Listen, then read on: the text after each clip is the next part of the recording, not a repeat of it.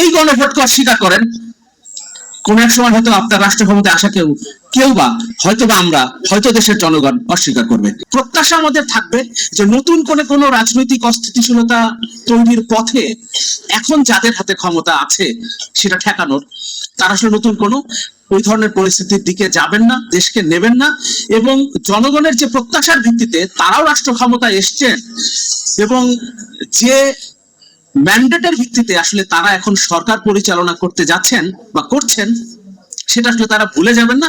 এবং জনগণের সেই জনপ্রত্যাশা মেনেই সামনের দিনে আসলে সংবিধান সংস্কার পরিষদ বলি আর আমরা যে পদ্ধতিতে আসলে সংস্কারগুলো চেয়েছি সেই সংস্কারগুলো হবে, সেটা আমরা প্রত্যাশা করি। আর একটা জায়গায় একটা কথা একটু না বললেই না, এই আলোচনাটা আসলে অনেক জায়গা থেকে আসছে যে যাদের 2/3 মেজরিটি থাকবে তারা আসলে তাদের যে ইশতেহার সেই ইশতেহার অনুযায়ী সবকিছু করে ফেলতে পারবেন কিনা।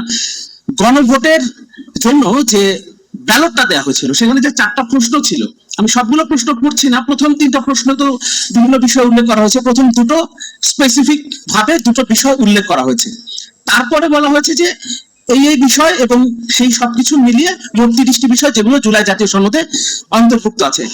তারপরে 4 নম্বরে বলা হয়েছে জুলাই জাতীয় সনদে বর্ণিত অপর সংস্কার রাজনৈতিক দলগুলোর প্রতিশ্রুতি অনুসারে বাস্তবায়ন করা হইবে। যদি 4 নম্বরটা উল্লেখ করা না থাকতো তাহলে আমি পুরো বিষয়টাকেই আমরা বলতে পারতাম যে যে রাজনৈতিক দল রাষ্ট্র ক্ষমতায় আসবে তারা তাদের ইশতেহার অনুযায়ী কিংবা তারা তাদের যে প্রতিশ্রুতি অনুযায়ী তারা এটা বাস্তবায়ন করতে পারবে, কিন্তু সেটা কিন্তু পারবে না, কারণ এখানে 3টার ব্যাপার আলাদা করে বলা আছে এবং চতুর্থতে বলা আছে অপর বিষয়গুলো।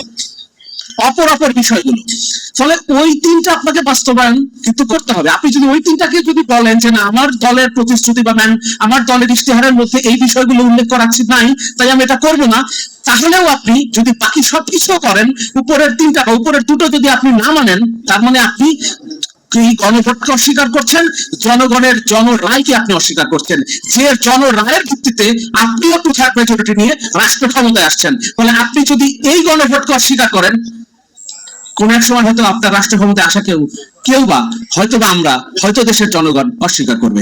ধন্যবাদ।